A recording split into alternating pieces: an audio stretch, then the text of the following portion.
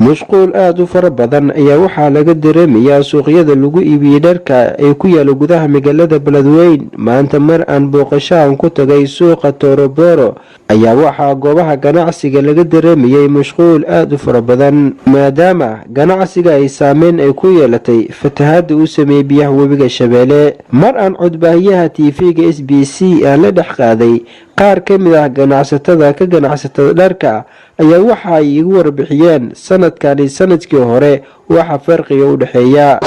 sidoo hore ma laakiin alxamdulillah rabbil sidoo ma yeelno iska fiican ma sha Allah san rubni hadda iska noqoto duuna macna laga bini ma oofisa waa ku leeyahay macna sidii waxa bibahada ku ka bar raashin ku baahay la intii bibahada socotay bibahada tahay waa san ka fiicnaan safrin laakiin hadda alxamdulillah safrin Maxamed dama jirto hada labaadii waan saamay laakiin hadda iska fiican hawsha waa dadka sidoo way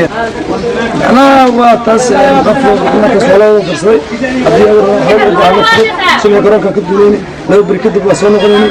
قفض الكاحل وصل حال بسمته وراك جسمي خاصة سامي بس جناع سيبو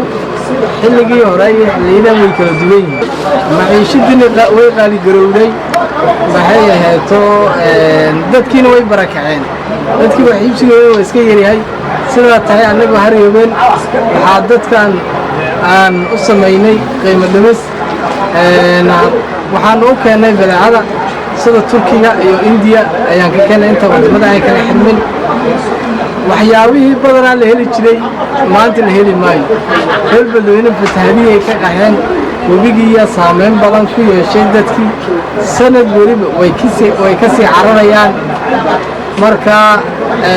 magaalada awal hore la daaladacaysay iyadoo shilin Soomaali aysan jirin lagu kala iibsanayo badeecada EVC ama mobile haddana waxaa u sii dheer dhibaatooyinka barakacayaasha wallahi waad dareemi kartaa mar haddii fatahaad magaalada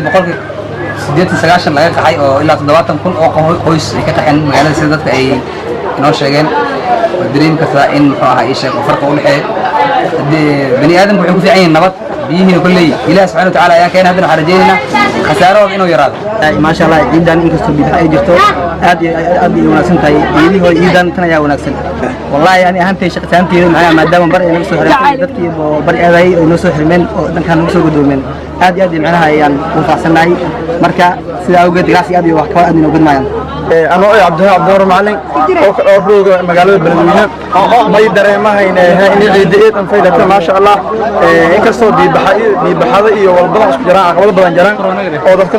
صومال بس يعني أسيم درهم قطن عقبال نجرت أو جودها دون كورونا ولا روح هاي ساستن عيد ما شاء الله سفرنا قدير جروه هاي ما لنا عيديون نديرنا كل عام وأنتم بخير. isku soo wada duub guud ahaan gudaha magaalada Beledweyne ayaa waxaa si weyn iskugu diyaarinayaa munaasabada ciida maadaama ay inta badan dadkii deganaa gudaha magaalada Beledweyne ay ka barakaceen gudaha magaalada Beledweyne ee xarunta gobolka Hiiraan. Cabdinuur Cusmaan Adan Carays, Wadani Radio and TV magaalada Beledweyne.